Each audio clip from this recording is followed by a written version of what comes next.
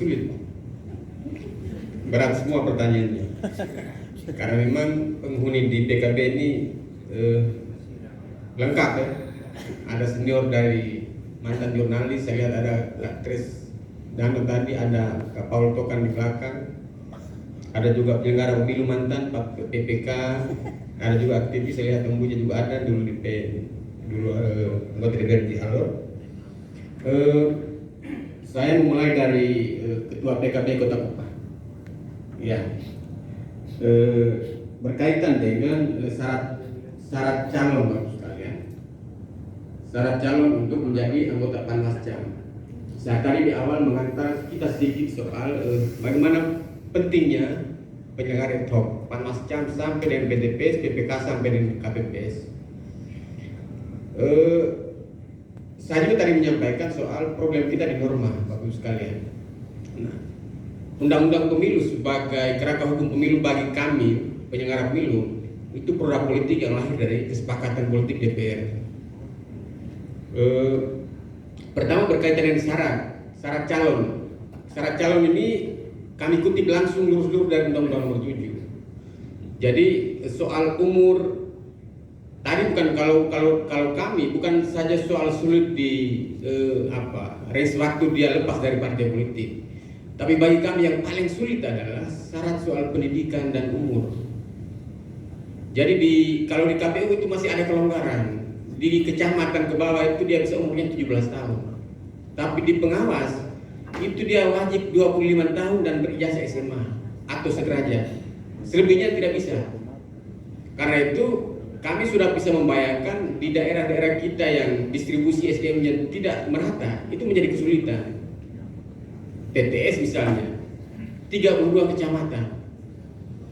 Ada yang kami dapat itu SMA tapi umurnya belum 25 tahun.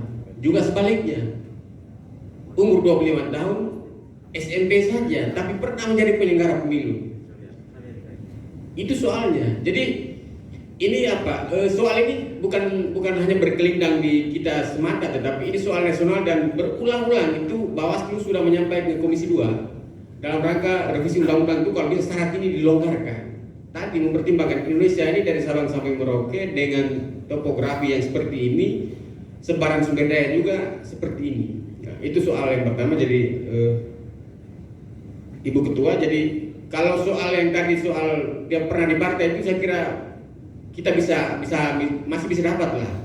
Tapi soal yang tadi umur dan ijazah itu harga mati yang tidak bisa ditawar-tawar. Nah kami ketika melanggar itu pasti berhadapan dengan komite etik DKPP. Itu soalnya. Jadi kalau di Panwascam saya kira masih banyak karena pertama levelnya di tingkat kecamatan dan di kota. Saya kira untuk Kota Kupang saya kira kita tidak kesulitan lah soal 25 tahun dan SMA. Bahkan saat COVID-19 sampai hari ini kita tahu bahwa banyak dampak-dampak yang timbul, orang kehilangan pekerjaan dan sebagainya, itu juga saya kira banyak, sehingga kita meyakinkan bahwa untuk rekrutmen Panwas kecamatan kita bisa mendapatkan mereka-mereka yang memenuhi persyaratan tadi secara formal, tapi juga dia punya kapasitas, dia punya pengalaman, dan dia punya integritas yang juga tinggi, sehingga dia bisa melayani Bapak Ibu di bawah menjadi lebih baik.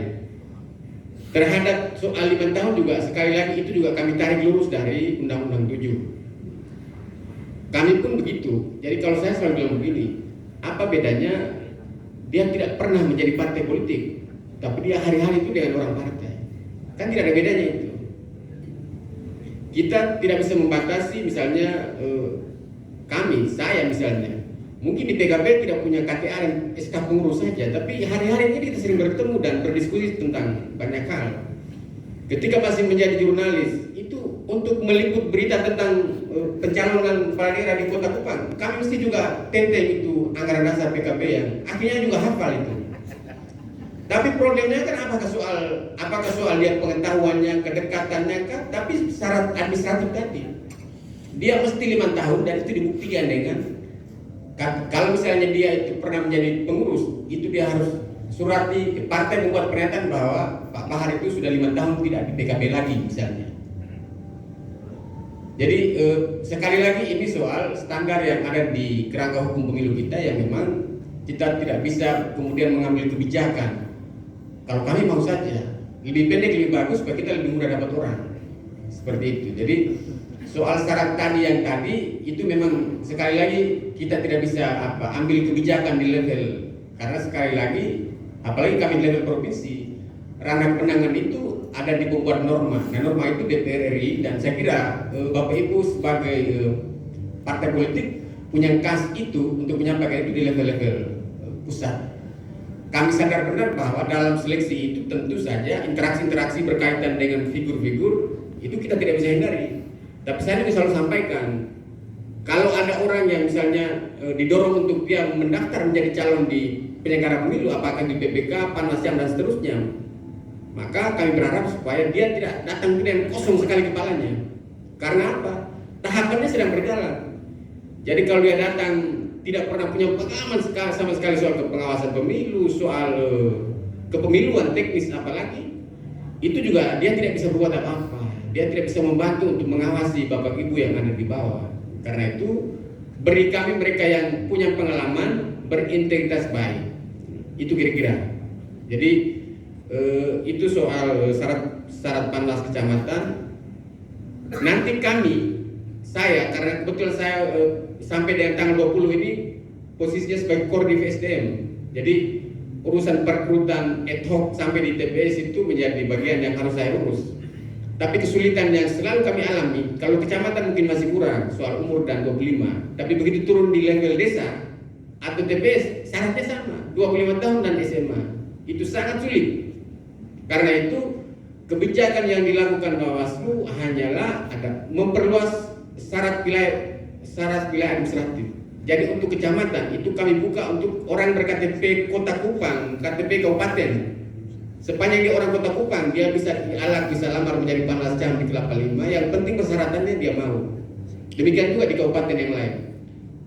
Itu kira-kira. Lalu nanti di level desa kelurahan, kita tidak batasi dia harus KTP alamat RT RW dalam desa itu. Tapi sepanjang dia masih dalam lingkup satu kecamatan, dia bisa melamar menjadi pengawas kelurahan desa. Jadi kalau orang kecamatan Kelapa Lima, dia bisa tinggal di Lasiana, bisa menjadi pengawas kelurahan desa di Osaba atau Osaba Barat. Itu kira-kira cara kami untuk bagaimana bisa mengantisipasi kesulitan SDM yang bersyarat tadi. Saya kira ini menjawab respon dari Bapak Ibu beberapa yang menyampaikan soal Panwascam, termasuk tadi yang paling akhir dari Malaka. Lalu yang kedua dari senior Ibu Lili berkaitan dengan money politik, serangan fajar dan lain-lain. Saya kira Bapak Ibu di partai lebih paham soal-soal yang berhubungan dengan itu. Tetapi bagi kami sebagai pengawas memang tadi saya sudah sampaikan di awal tidak bermaksud belese dan meminta apa ya orang bilang. Tetapi sekali lagi soal yang saya sebut tadi sebagai takdir konstitusi. Pemuja. Jadi di basis pertarungan elektoral ini kan dia berada di desa. Tapi bagaimana pengawas itu cuma satu orang di desa. Lalu kita rekrut dia itu di saat tahapan sedang berjalan dan dia tidak punya kompetensi banyak soal-soal yang berhubungan dengan bagaimana. Polisi saja bagus sekalian, dia menjadi mahir dan menjadi intel yang bagus itu dia butuh waktu yang sangat lama dia bisa endus kasus-kasus itu. Apalagi pengawas yang kita rekrut hanya 2 hari, kau tangkap itu orang bagi-bagi uang. Baru Bapak Ibu kan sangat lihai itu. Tahu kan waktu kapan pengawas ada, kapan dia suruh pulang, honornya berapa, kan Bapak Ibu paham sekali itu. Ya, itu problem yang juga kami hadapi. Jadi dari sisi itu bahwa ranah di undang-undang itu ada namanya temuan dan laporan. Temuan itu adalah hasil pengawasan aktif dari kami. Tapi kalau Bapak Ibu yang tahu ada transaksi, ada money politik, silakan lapor ke kami. Soal kita Bapak Ibu sekalian adalah money politik itu baru kami tahu setelah pemilu selesai orang sudah dilantik. Oh kemarin itu kami dapat. Karena itu saya bilang Panwascam, PKD, PPK macam-macam itu kita baru tahu mereka punya rekam jejak terlalu jauh itu ketika proses pemilu selesai. Foto dengan Pak Buce di mana-mana, duduk kita tidak tahu itu. Kenapa? Tadi itu. Jadi Kalau berharap benar bahwa satu orang PKD dia bisa endus soal money politik di kampung, saya tidak yakin. Kami pun saya kira tidak mudah. Apalagi Bapak sekalian, money politik itu dalam proses hukum pidana pemilu itu dia harus buktinya material. Itu soalnya. Saya kira Bapak Ibu yang basicnya hukum paham soal itu. Jadi pembuktiannya material. Lalu orang juga tidak mau melapor, dia terima uang. Untuk apa mau lapor? Supaya pengawas mau bisa ambil, apalagi nanti diproses. Bahkan dalam banyak kasus Bapak sekalian, orang tidak akan datang melapor gara-gara dia mau diperiksa sana sini, dia ambil sumpah, jadi tidak akan mau. Kasus Malaka ini kan sebenarnya menarik kalau kasus money politik di Malaka kemarin. Jadi pemberi uang itu dia beri uang 300.000 habis karena dia mau butuh dokumentasi dan pertanggungjawaban. Dia minta difoto kan. Ternyata dia salah masuk. Yang diserahkan uang itu orang sudah punya pilihan sendiri. Nah, kalau itu mudah bagi kita, kau tunggu nanti. Ini kan kau bukan ternyata mau mempengaruhi pilihan kira-kira begitu. Akhirnya masuk itu. Tapi money politik dalam bentuk yang lain Bapak sekalian itu juga tidak mudah. Sekali lagi Bapak Ibu lebih pintar soal itu. Begitu tahu supaya money politiknya tidak dijerat, pergi saja kasih barangnya, tapi tidak pakai pesan apa-apa. Tidak perlu pakai stempel nama di situ, tidak perlu ada nomor urut di situ. Itu kan unsur-unsur itu tidak bisa masuk di situ. Jadi itu soal kesulitan kami Kak Kres soal bagaimana mengendus soal money politik itu. Tetapi kami akui bahwa di pemilu kemarin Bapak sekalian banyak kasus money politik juga yang akan proses dan berujung di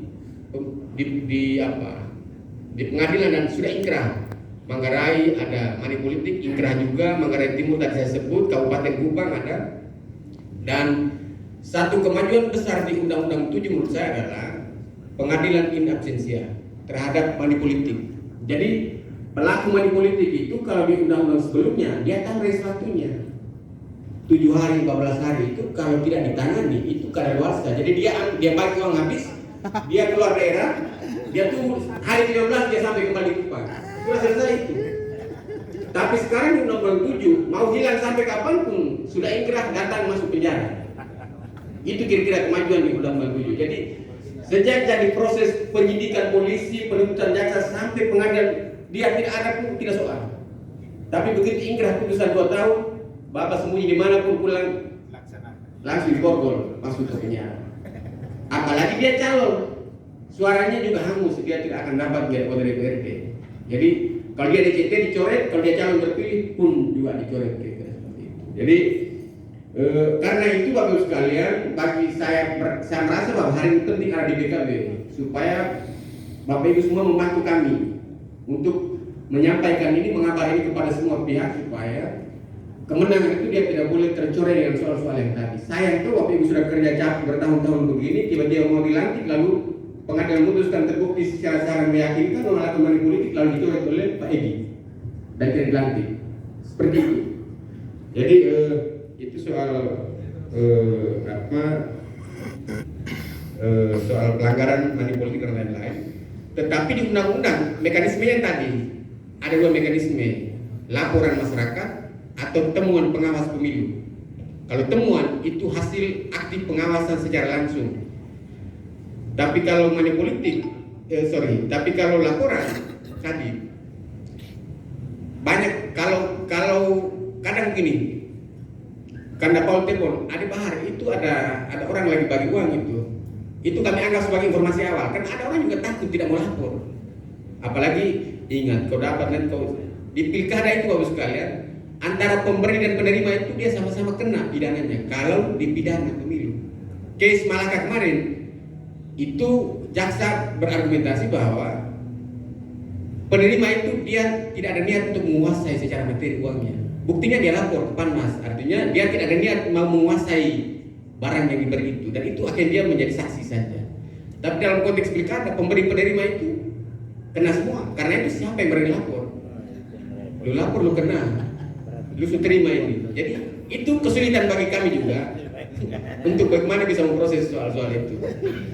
Saya selalu bilang money politik itu seperti angin itu. Kita merasakan desiran angin itu, kita sulit sekali membuktikan fisik. Itu soalnya. dan saya kira Bapak Ibu lihai di soal-soal itu. Ya, lalu yang berikut Manggarai Timur ini Pak Yohanes Rumat, ya saya kira beliau sangat paham ya. Kalau Bapak menghadiri panggilan Bawaslu berarti saya kira Bapak taat terhadap aturan undang-undang. Karena kalau laporan yang datang di kami itu wajib hukumnya kami tindak lanjuti. Karena tadi kami juga dinanti pengadilan etik. Nanti Bapak bisa datang tanya kami, kemarin saya lapor kenapa tidak proses. Terhadap nanti apakah terbukti atau tidak, terpenuhi syarat atau tidak, itu nanti, tapi Bapak datang dulu. Seperti itu. Jadi terhadap misalnya tadi orang mengadukan, jadi Bapak Ibu sekalian, laporan yang kami terima itu tidak biasa, tidak semuanya itu datang dari orang di luar partai. Banyak juga itu di dalam partai dan dapil yang sama. Jadi istilah orang Kupang bilang kawan makan kawan. Saya juga selalu bilang membunuh dalam kemesraan. Ya. Nah, ini berangkat dari sistem politik kita yang saya kira diatur begitu. Masa kita satu partai, satu dapil dan berkelahi pula. Seperti itu. Sehingga bagi pengawas pemilu tidak ada pilihan. Ketika ada laporan, dia mesti panggil untuk dia klarifikasi. Tapi terhadap konten apa yang dilaporkan nanti diklarifikasi baru. Seperti tadi Bapak sudah sampaikan, ternyata tidak soal. Berarti tidak masalah. Tapi terima kasih kalau Bapak sudah datang untuk menyampaikan kepada kami, menjelaskan. Itu bagian dari cara kita untuk menjernihkan persoalannya. Jadi itu saya kira. Yang kedua, soal konten bahan-bahan kampanye. Jadi Bapak Ibu sekalian, di undang-undang kita di PKPU juga diatur itu, begitu tahapan dimulai itu tidak serta-merta itu langsung ada larangan alat-peraganya.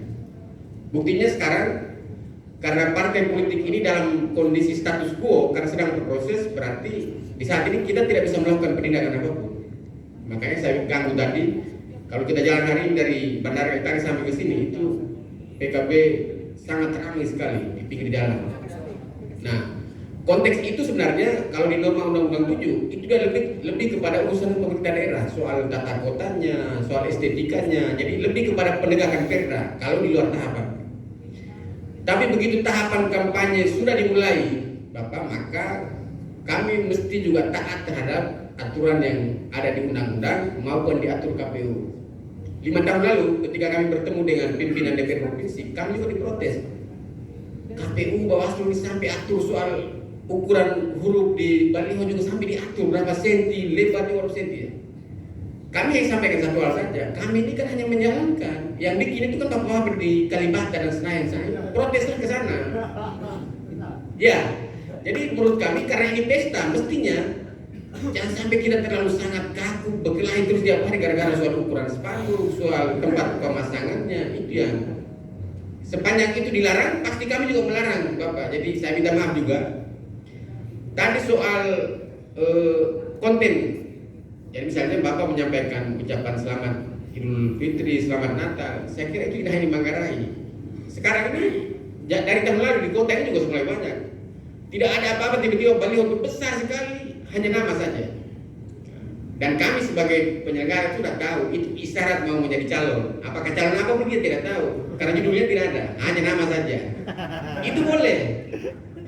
Tapi kalau sudah mulai cantumkan visi misi programnya, itu pelanggaran Bapak. Karena kampanye itu dia kumulatif unsurnya. Mengajak orang memilih, menyampaikan visi misi, itu sudah masuk unsurnya. Karena itu kalau misalnya di kampung teman-teman panggil, Bapak ini kenapa belum waktunya sudah kampanye. Jadi jangan juga kemudian Bawaslu sedikit panggil. Nah, kami tidak panggil dia bilang ngomong, terlalu panggil juga masalah. Jadi memang serba susah. Ya. Jadi itu soal kontennya. Kalau Bapak mau semacam bersosialisasi diri, saya kira kalau sudah 2 periode tidak perlu sosialisasi diri lagi. Untuk apa lagi? Orang semua sudah tahu.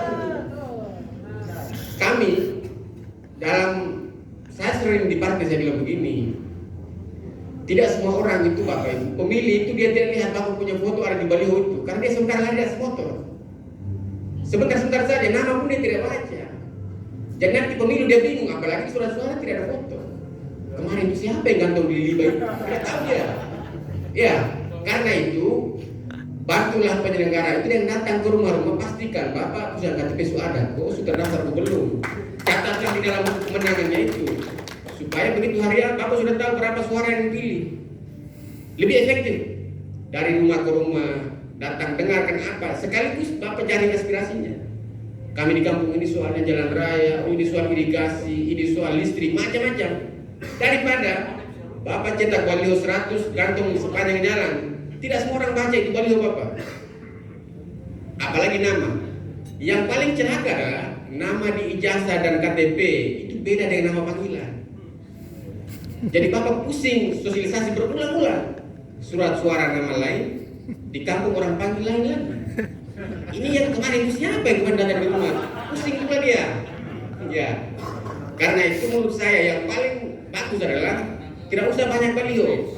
Aneks panggileksi. Banyak juga anggota DPRD yang saya tahu itu kerja di kesenyapan, tapi dia terpilih berulang-ulang kali. Tadi itu tidak punya baliho apa-apa. Orang tidak anggap juga. Jadi ukuran kemenangan itu bukan di besarnya baliho, foto yang mengkilat-mengkilat, bukan soal itu. Tapi bagaimana Bapak Ibu punya modal sosial yang tinggi di tengah-tengah masyarakat, itu yang mereka pilih. Jadi itu usul saya Bapak. Kalau misalnya ada yang kurang benar, tapi tadi supaya kita tidak baku panggil terus-terus gara-gara Bapak punya konten, mendingan langsung saja. Apalagi sudah 2 periode, artinya tingkat keterpilihan sudah sangat tinggi. Ya, kira-kira begitu. Lalu yang ketiga nanti soal dapil, Pak Edi punya hak di sana. Jadi berhenti siram sudah Bapak. Masalahnya kalau siram sudah banyak, pas Tuhan dikasih bilang kami dapat, itu selesai. Tapi Pak Ketua Panitia bisa marah. Ya. Iya, soal bantuan tadi juga saya sampaikan. Jadi termasuk Bapak sampaikan bagaimana dengan kami ini kan anggota DPRD yang salah satu fungsi tugas kami itu kan mengunjungi dapil, mendatangi masyarakat dengan aspirasi. Saya kira tadi, jadi kalau misalnya Bapak dalam rangka tugas itu benar-benar tugas, tapi dia tidak bisa ada selingan di dalamnya, misalnya langsung kampanye terselubung yang orang selalu sebut. Dulu di Jawa Tengah Bapak sekalian, itu ada anggota DPRD yang reses, tapi kemasannya itu dia bekerja untuk dia sekaligus berkampanye untuk dirinya, dan itu waktunya belum, dan itu dipersoalkan dan akhirnya juga ditindak juga. Jadi maksud saya, kalau misalnya benar-benar reses silakan, Bapak silakan datang di 100 semen di gereja Santo Albertus, ini 100 semen lagi di gereja mana, di masjid A, B, C dan seterusnya. Kalau itu konteksnya bantuan, bahwa nanti masyarakat merasa itu Bapak rumah kemarin itu punya, tidak, silakan.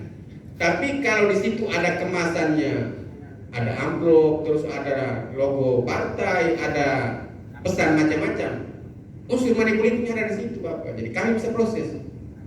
Itu soalnya. Dan saya kira celah itu saya tidak perlu ajar lagi, tapi Ibu pasti lebih paham soal-soal begitu. Makanya sering kami sulit sekali menindak, karena tadi unsurnya tidak terpenuhi. Oh ini reses ini. Pemilu 2019 kemarin di kabupaten, salah satu kabupaten saya tersebut itu H-1. Ada informasi masyarakat ini kami sudah palang di pintu dan orang datang itu kami sepertinya bagi-bagi uang. Begitu pengawas kami ketemu, alasannya memang masuk akal. Ini uang saksi. Lalu kami cek, kalau uang saksi mana mandat? Memang mereka tunjukkan mandat. Disitulah kami tidak bisa menindak karena tadi. Tapi kalau datang duduk makan sirip pinang tiba-tiba di bawah oh mama ada 200.000 Bapak ingat besok bebuk nama terus tusuk ini. Dan itu ada yang menyaksikan dan mereka lapor, itu bisa diproses. Tapi kalau dalam rangka kunjungan kerja lalu Bapak datang ke dapil dengarkan aspirasi, itu sebenarnya tinggal bagaimana mengemas itu menjadi lebih baik Bapak, supaya tidak perlu dipanggil-panggil sama pengawas pemilu. Saya juga sampaikan memang banyak orang tuh tidak menganggap juga seperti pengawas itu. anak-anak tidak tahu apa kerja kerja. Ternyata begitu kita mulai buka kewenangan, itu orang mulai kaget, kok bisa begini? Ya, kira-kira seperti itu. Jadi saya kira dalam konteks saling menghargai kewenangan masing-masing, saya bilang Pak Edi juga begitu. Kita biar sama-sama dari Nagi, tiap hari ngompote pakai bahasa daerah, ngopi terus-terus begini, tapi begitu datang ada soal, kita tegakkan kewenangan dan saling menghormati. Kira-kira begitu. Jadi biar kita menjadi enak semuanya. Ya saya kira Pak Edi bisa jawab soal syarat 5 tahun tadi panas jam, independensi. Ya ini juga menjadi apa? Ini juga sekaligus pesan titipan kami untuk ke teman-teman kabupaten. Kami juga manusia Bapak Ibu sekalian. Jadi kalau ada yang berkaitan pelanggaran itu, kami juga mesti juga disampaikan. Kalau di kabupaten Bapak Ibu merasa tersumbat, sampaikanlah ke provinsi. Oh ini Bapak punya anggota ini ada yang kami lihat di sini, ada di sini. Tapi sampai KPI ada kalau tidak lapor. Tapi yang lain, oh ini kami lihat dari partai yang lain. Tapi ternyata dari teman-teman diam-diam sudah ya. Nah itu masalah juga itu. Jadi kalau ada di kabupaten sudah pasti, dan penyelenggara itu harus sekali hukumannya lebih berat. Kalau misalnya ada dugaan pidana dia terima suap, rentan memang, sangat rentan penyelenggara itu dia tergoda integritasnya. Modusnya macam-macam. Jadi kalau ada yang seperti itu kami juga bisa sampaikan untuk kita. Selain dia dietik, dia dipecat, dia juga dipidana. Jadi dia dapat hukumannya berulang-ulang. Ini agak banyak, jadi saya juga memang agak banyak.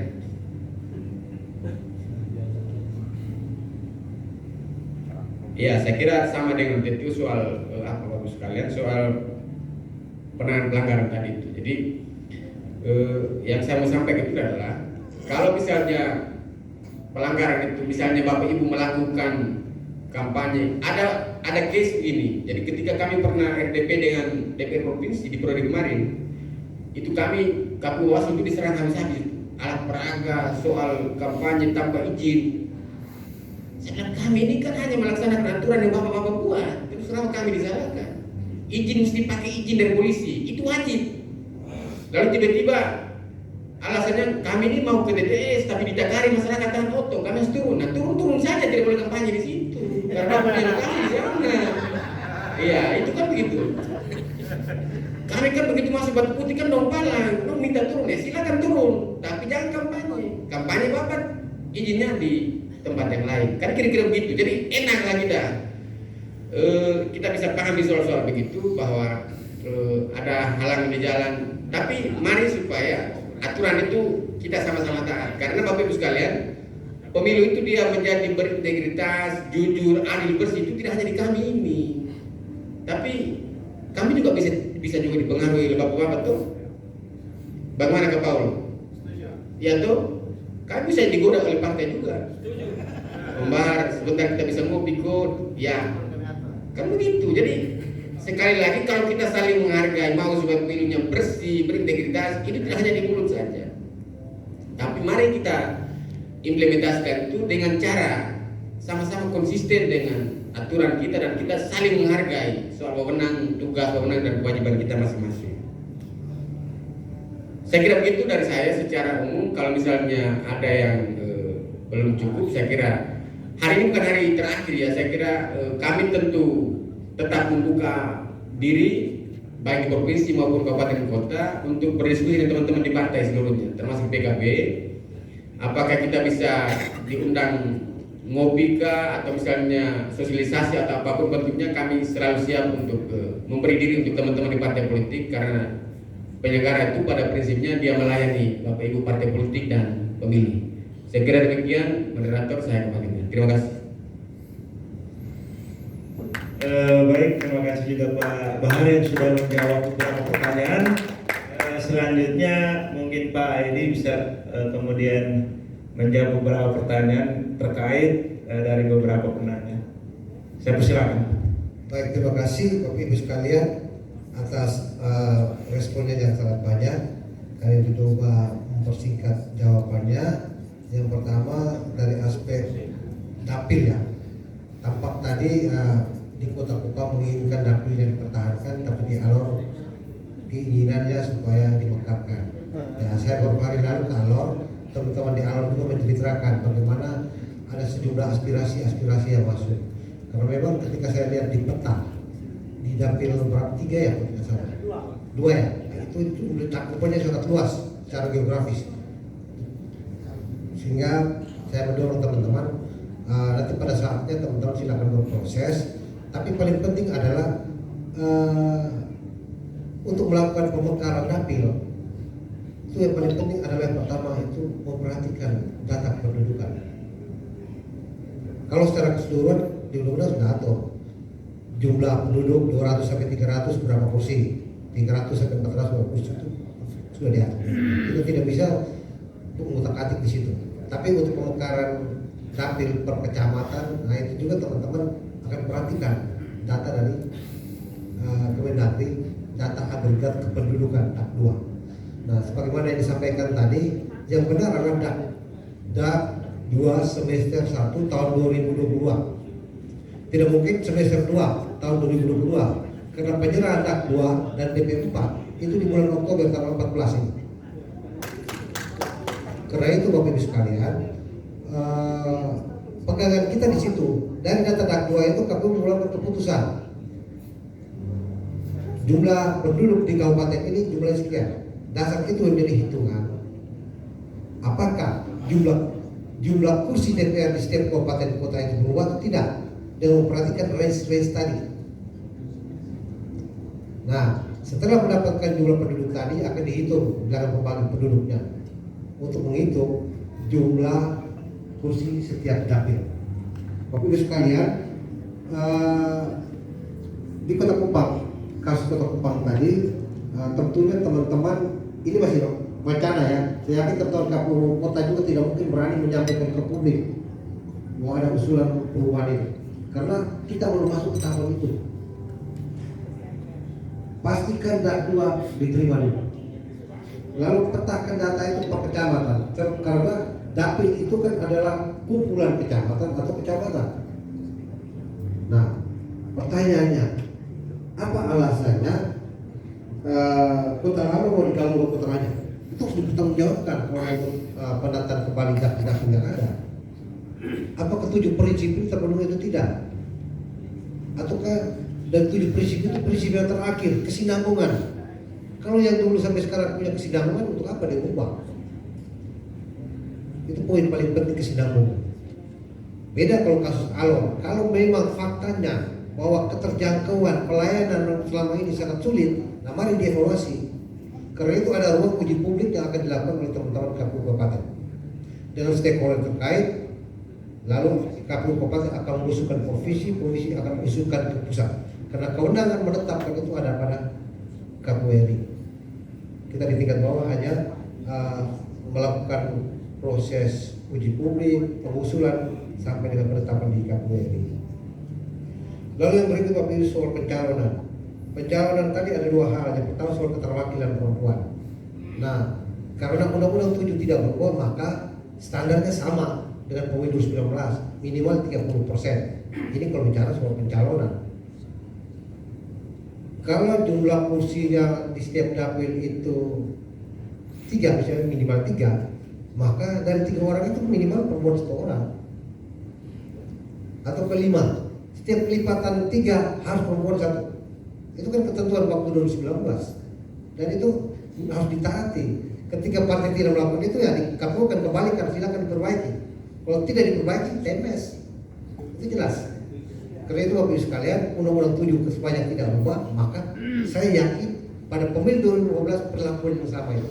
Silakan kembali ke partai, mau di dapil itu perempuannya semua silakan.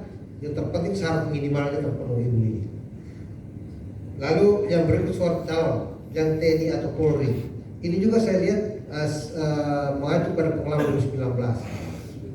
Bagi Bapak Ibu yang notabene PNS atau TNI Polri aktif yang hendak mengikuti proses pencalonan legislatif, ya memang tidak mungkin saat itu seketika itu juga menyerahkan SK pensiun, kan tidak mungkin, dia harus berproses. Karena itu kalau kita ingat baik-baik pengalaman 2019, yang disampaikan oleh calon yang bersangkutan adalah surat pengunduran diri. Lalu ada tanda terima yang disampaikan oleh pihak yang berkepentingan tadi. Lalu pihak yang berkepentingan atau pejabat menyampaikan bahwa surat pengunduran diri sedang dalam proses. Saya tidak ingat persis berapa lama waktu yang diberikan waktu itu. Yang terpenting adalah dokumen itu dimasukkan. Nanti pada saatnya yang bersangkutan itu sebelum penetapan sebagai calon wajib memasukkan SK pensiun. Kira itu clear Bapak Ibu sekalian. Lalu soal data DP4 ya Bapak Ibu sekalian. Nanti DP4 yang diserahkan ke KPU oleh Kemendagri di tanggal 14 Oktober itu sebagaimana saya jelaskan tadi. Data proses pemadanan yang sedang dilakukan KPU saat ini, data pemilih berkelanjutan ini, kemudian hasil akhirnya dikonsolidasikan lagi dengan data siap. Dari konsolidasi data siap itu baru keluar DP4. Karena begini Bapak Ibu sekalian, fakta pengalaman kita selama ini, DP4 yang diberikan ke kita untuk proses ini masih membuat sejumlah data-data pemilih potensial yang sesungguhnya sudah meninggal, bahkan pada pemilu terakhir sudah dikeluarkan, tapi muncul lagi. Nah karena itu KPU akan menginformasikan ke Dukcapil, ini faktanya, ada surat keterangan kepala desa yang kami temukan bahwa yang bersangkutan sudah meninggal. Nah ini akan diproses Dukcapil, tapi tentunya Dukcapil akan mentembeskan, menghilangkan nama yang bersangkutan dan database supaya sudah ada akta kematian. Jadi soal data BPS tadi itu sebenarnya tidak ada kaitan dengan DP4 nanti Bapak Ibu sekalian. Semata-mata DP4 itu data sumbernya adalah dari Kemendagri, DP4 data siap. Kalau BPS tadi itu hanya kaitan dengan data padanan yang kami tidak lanjuti berdasarkan data yang diberikan BPS kepada Kemendagri hasil sensus. Lalu yang berikut soal seleksi ad hoc, saya kira Pak Iqbal sudah sampaikan sama. Kami juga sama dengan pengawas bahwa syarat 5 tahun terakhir sebagai anggota partai politik juga ada surat keterangan. Lalu BIMTEK KPPS, ya terima kasih masukannya pengalaman di Alor. Nah memang BIMTEK belakangan ini tidak sekedar metode ceramah, tapi sudah banyak simulasi-simulasi yang kami lakukan untuk memberikan pemahaman kepada teman-teman di tingkat bawah, terutama KPPS untuk memahami betul tata cara pengisian formulir. Lalu usulan Pak tadi nomor urut parpol saya kira kembali ke aturan main yang ada. Apalagi kan partai yang kemarin kan tidak berubah. Sekarang ada partai baru dan sebagainya masih berproses. Karena itu mekanisme tetap jalan. Setelah ditetapkan ada mekanisme penarikan nomor undian atau nomor urut parpol.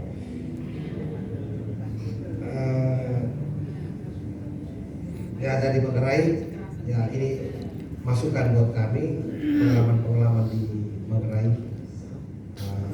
Yang terpenting adalah sebagaimana Pak Bahar sampaikan tadi, ketika ada hal yang memang mencurigakan perilaku kami penyelenggara, silakan ada proses pidana maupun etik yang bisa dilakukan misalnya melalui teman-teman pengawas. Baik kami terbuka, kami dituntut untuk independensi, profesionalisme, integritas itu harus menjadi lindungan kami. Karena itu Bapak Ibu sekalian, saya secara pribadi kalau memang fakta yang demikian, saya juga secara pribadi menyatakan penyesalan pada perilaku teman-teman kalau memang dalam aspek pelayanan yang semestinya diberikan kepada partai politik, tapi ada perilaku yang merugikan. Yang paling penting adalah aspek keterbukaan. Karena itu Bapak Ibu sekalian, saya coba mengaitkan dengan kegalauan kita terhadap hasil pemilu yang bisa saja mengalami perubahan-perubahan. Kalau kita ingat kemarin di pengalaman pilkada 2020, Bapak Ibu yang dari 9 kabupaten pilkada kemarin pasti tahu bagaimana Sirekap. Sirekap itu memang sangat membantu Bapak Ibu sekalian, real time. Ketika proses penghitungan selesai, saksi sudah tanda tangan itu C plano. Saat itu juga difoto dan dimasukkan ke aplikasi Sirekap. Semua orang bisa mengakses. Itu Sirekap sangat membantu untuk menjamin transparansi maupun akuntabilitas. Tinggal saya lihat di Direkap di kecamatan, data itu dibuka kembali. Jadi ini sangat membantu untuk kepentingan transparansi maupun akuntabilitas. Ya, kita berharap teman-teman penyelenggara baik di tingkat provinsi, kabupaten sampai ke TPS itu kita betul-betul bekerja secara profesional dan dipantau oleh semua pihak, termasuk Bapak Ibu sekalian. Lalu soal sipol yang memang Bapak Ibu sekalian sangat membantu, terutama kegandaan, mendeteksi kegandaan. Karena itu berkaitan dengan Republik 1, ya kemarin kami sudah TMS kan semua, karena memang faktanya demikian. Kami tidak tahu kantornya, kesekretariatannya, fakta di sipol bahwa ganda dengan partai politik, alamatnya juga dari luar kabupaten, luar provinsi, sehingga ada langkah-langkah teknis yang dilakukan kemarin untuk men-TMS-kan. Entah nanti diperbaikan mereka masukkan atau tidak, tetapi faktanya kemarin sudah dilakukan proses tindakan terhadap data itu. Karena memang Bapak Ibu sekalian, ketika mendata ini kan, ketika partai politik mendaftar di KPU, poinnya lengkap atau tidak lengkap saja. Ada lengkap, tidak lengkap. Tidak langsung memastikan bahwa ini ganda atau tidak. Ganda itu akan ditemukan pada saat verifikasi administrasi. Karena itu banyak sekali yang kami temukan ganda eksternal, terutama dengan partai yang disebutkan oleh Bapak Ibu sekalian, sejumlah partai termasuk PKB.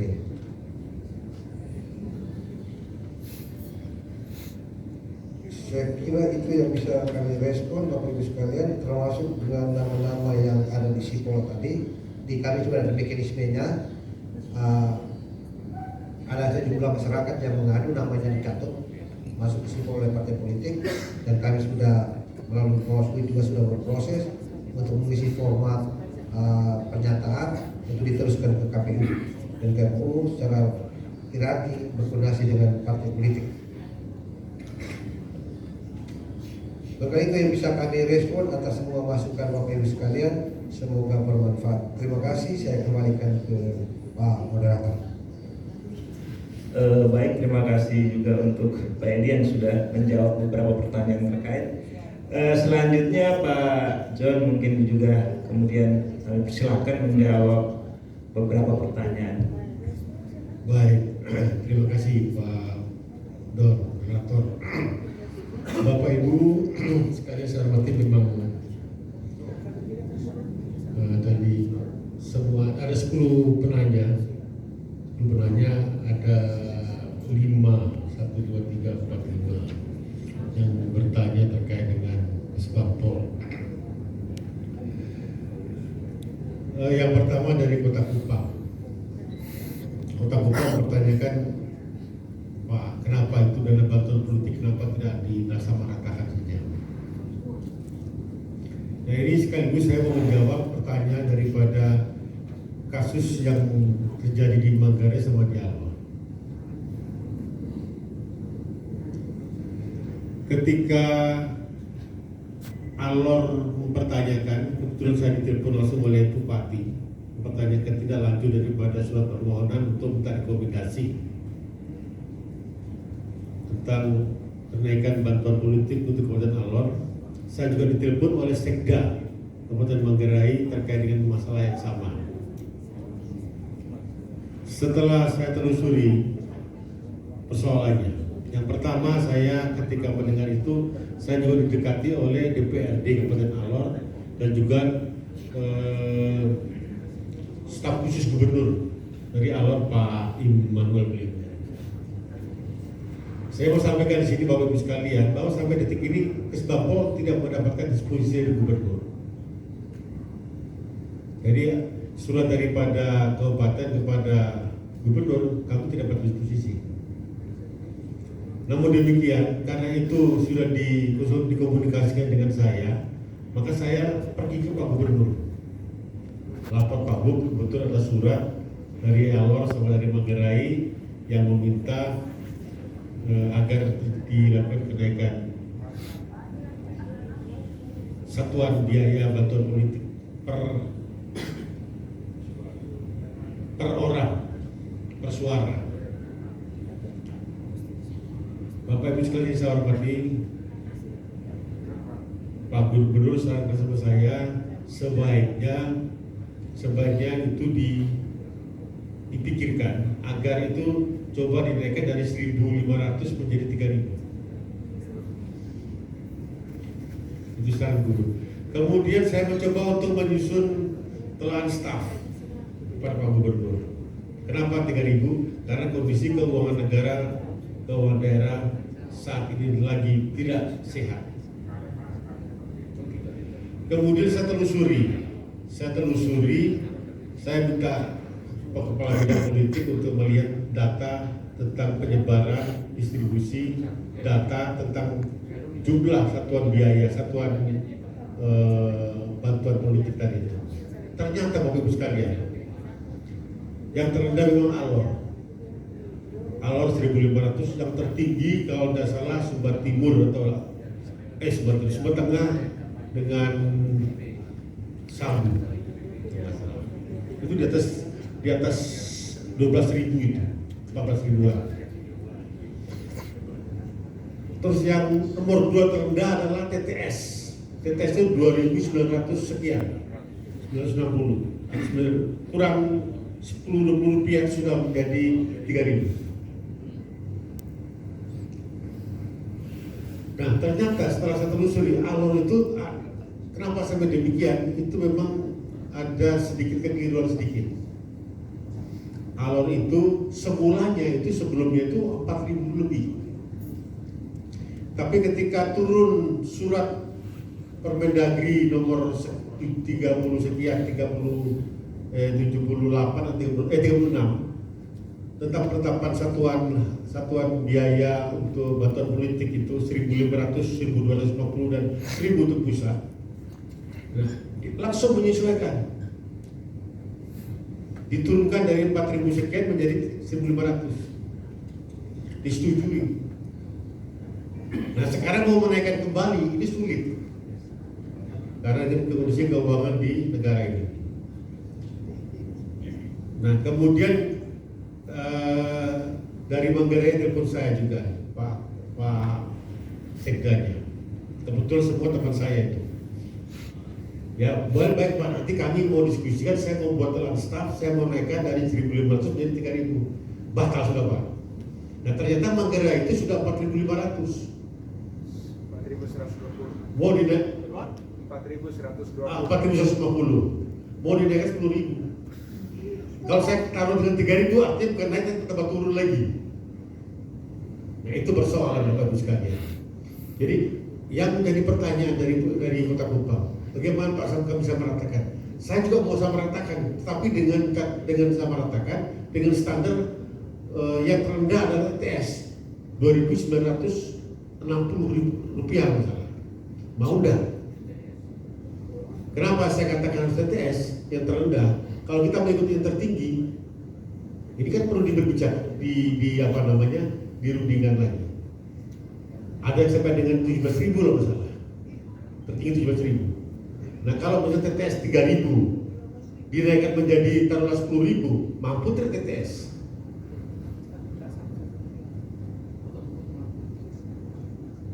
Ini makanya saya membuat telaah tadi itu sesuai dengan Pak. Coba dibuat supaya sama ratakan kalau ngomong demikian 3.000 semua. Pasti ada yang korban juga. Ya sudah tadi 10.000 menjadi 3.000. Akhirnya saya tarik kembali, saya punya surat, saya jadi membuat telaah. Jadi saya buat telaah. Seperti itu. Nah ini harus ada kesepakatan. Jadi Ibu dari Kota Kupang, Ibu Ketua. Jadi memang kalau seperti itu ya harus disepakati karena pasal berikutnya sesuai dengan kemampuan keuangan daerah. Nah, kenapa Sumbar Tengah dan Sabu itu tinggi misalkan saja sampai di atas 12.000. Nah, kalau misalnya saja mereka itu cuma 4.000 3.000, suara mereka berapa? Suara mereka sampai 50.000. Suara pemilihnya tak berapa ya, tapi kecil sekali karena penduduknya kecil. Nah partai kecil dapat berapa? Mungkin 1 tahun cuma 2 juta saja. Ini kompensasinya seperti itu. Jadi kalau dari penduduk pemilih, jumlah pemilihnya itu sedikit, dikasih satuannya kecil, mau jadi apa sudah itu. Nah, sehingga bervariasi. Nah, tapi saya diam-diam aja. Ternyata yang lain juga berjalan sesuai dengan penetapan sebelumnya. Seperti itu. Ya, ini kemelut daripada bantuan politik. Kalau bersama kan silakan didiskusikan seluruhnya kabupaten. Tapi yang pasti kasihan TTS mampunya cuma 3.000. Saya tulis kemarin 2.900 sekian, 990 atau 60 atau berapa gitu. Kemudian yang kedua, dari mana ini? Saya sebut nama tadi ini. Di mana intelijen Kesbangpol? Kesbangpol tidak punya intelijen. Jadi penyelenggaraan pemilu itu diselenggarakan oleh KPU, Bawaslu, dan keamanan. Tugas daripada Kesbangpol adalah memfasilitasi, kemudian melaksanakan monitoring dan evaluasi. Sepenuhnya penyelenggaraan adalah dilaksanakan oleh KPU, Bawaslu, dan keamanan. Jadi 3 unsur tadi itu. Yang memfasilitasi dalam arti menyiapkan melalui Kesbangpol, gubernur melalui Kesbangpol, merencanakan anggaran des pilkada, itu saja. Kemudian monitoring, ya. Jadi untuk seperti itu ya, Bapak Ibu sekalian. Dari Pak Sapat tadi saya tidak tahu nama. Kemudian yang berikutnya lagi pendidikan politik apa hanya parpol atau juga dengan Kesbangpol juga. Kesbangpol juga melaksanakan pendidikan politik sebatas kemampuan Kesbangpol. Artinya sebatas kemampuan anggaran yang ada. Kalau memang anggarannya Anda bisa turun karena tidak ada anggaran, ya kita dengan Vicon. Itu aja dengan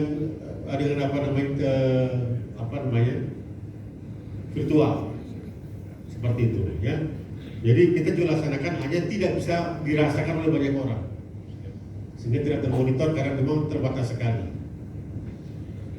Kemudian yang berikutnya lagi Kesbangpol studi kasus dana Banpol belum dicairkan. Oh sudah tadi ya, saya sudah jawab ya.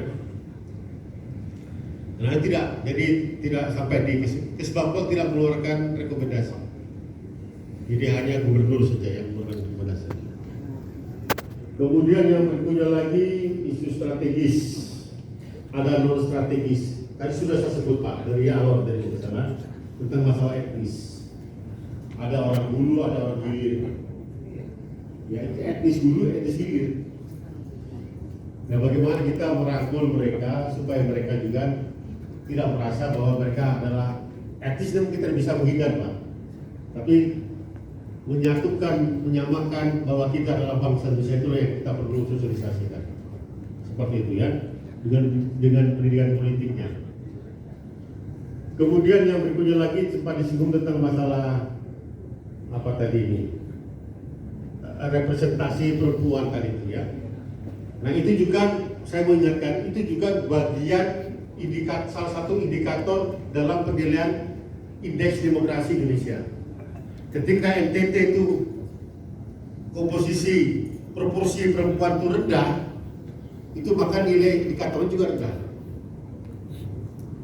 Ya, jadi Bapak Ibu sekalian, perempuan diberikan ruang cukup banyak. Ketika kita lebih tinggi dari proporsinya perempuan, maka nilai indikator indeks demokrasi kita juga semakin tinggi. Selain itu juga untuk teman-teman DPRD bahwa inisiatif pengajuan ranperda dari legislatif itu juga menjadi salah satu catatan perhitungan untuk penetapan indeks demokrasi Indonesia. Ketika kita dari Komisi NTT ini kebetulan 2-3 tahun yang lalu itu sangat kecil, sehingga indeks demokrasi kita juga menurun. Tapi saya maklumi kenapa kecil, karena kemarin itu kita terkena COVID-19. Sehingga rapat-rapat seperti itu tidak terlalu intensif gitu.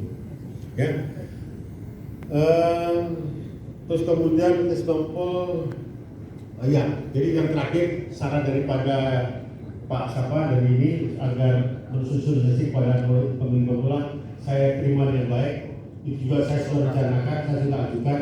Tapi memang tahun 2023 ini memang kita perlu saving banyak sekali sehingga mungkin anggaran untuk rangkaian ini sangat terbatas. Tapi saya tetap akan berjuang bagaimana pendidikan politik bagi pemilih pemula terus dilaksanakan. Ini saja saya sampaikan. Terima kasih. Saya kembali ke moderator.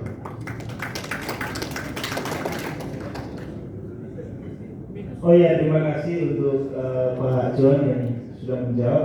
Ini ada permintaan lagi dari Pak Bahar untuk bisa menambahkan sedikit saja. Setelah itu kita tutup sesi dan Baik, Bapak sekalian, saya memang pencegahan saja sih soal ASN yang mau pensiun jadi caleg. Di 2019 kemarin itu ada 2 caleg yang ASN itu yang diproses di Bawaslu. Satunya itu dari Kabupaten Manggarai kalau tidak salah, calon DPR provinsi itu pada saat penetapan DJT itu dia belum pensiun, belum menyerahkan SK pensiunnya dan kami proses di sengketa dan akhirnya tidak bisa jadi caleg karena SK-nya belum disampaikan. Yang kedua juga ada potensi pidananya. Kemarin di DJT saya kira juga tahu ada calon anggota DPRD yang ASN dan itu pidana 6 bulan karena ada juga pemalsuan dokumen kependudukan berkaitan dengan pergeseran umur calon. Jadi saya kira ini menjadi pencegahan untuk Bapak Ibu sekalian sehingga mempertimbangkan dengan benar, menghitung dengan baik soal ASN yang kira-kira mereka mau menjadi caleg di 2019 dan 2024 dari Partai Bangsa yang Bangsa. Saya kira demikian. Terima kasih saya mungkin. mari sekali lagi kita memberikan aplaus untuk ketiga materi yang luar biasa. Kita tidak membuka lagi permen, tapi kita poin yang tadi belum disampaikan berkaitan dengan apakah PNS yang akan caleg itu apakah pada saat pencalekan untuk daftar calon tetap hanya menggunakan permohonan untuk pensiun dini ataukah harus SK-nya sudah ada? Itu yang belum direspon, Pak. Oh iya, itu mungkin oleh Pak Edi ya. Soal PNS pada saat itu apakah dia kayak pencalonan itu apa namanya tadi? Harus ada SK atau rekomendasi? SK akan cukup dengan permohonan bahwa dia telah melakukan permohonan untuk mundur dari PNS. Itu kita perlu dapat. Oke. Jadi pada saat pendaftaran nanti, jika PNS yang bersangkutan itu sudah mengantongi SK pensiun, oke, masukkan. Tapi kalau saat itu belum ada SK pensiun, maka tadi sebagaimana saya sampaikan, masukkan surat permohonan pengunduran diri. Yang kedua, ada tanda terima bahwa dia sudah sampaikan ke atasannya langsung atas permohonan itu. Lalu yang berikut, atasan menyampaikan dalam surat keterangan bahwa surat keterangan pengunduran diri dari PNS sedang dalam proses. Nanti sebelum daftar calon tetap itu ditetapkan, wajib memasukkan SK pensiun. Jadi tidak serta-merta saat itu harus mengurus SK pensiun, kecuali sudah punya SK pensiun. Tapi ingat, sebelum penetapan daftar calon tetap, SK pensiun sudah ada. Itu yang Pak Bahar sampaikan tadi sebagai ada pelanggaran. Demikian. Terima kasih. Iya, saya rasa sudah cukup jelas semua ya. Kita sudah mendapatkan cukup banyak informasi yang segar sebenarnya yang sudah kita mungkin sudah menangkap inti-inti dari seluruh uraian yang disampaikan. Namun saya mengambil poin penting dari sini adalah ketika kita berjalan di atas pijakan aturan dan regulasi, yakinlah bahwa semuanya akan berjalan sesuai dengan apa yang kita inginkan. Semua proses akan berjalan dengan baik. Serasanya itu saja. Sekali lagi terima kasih untuk 3 materi. Mungkin setelah ini kami mengundang 3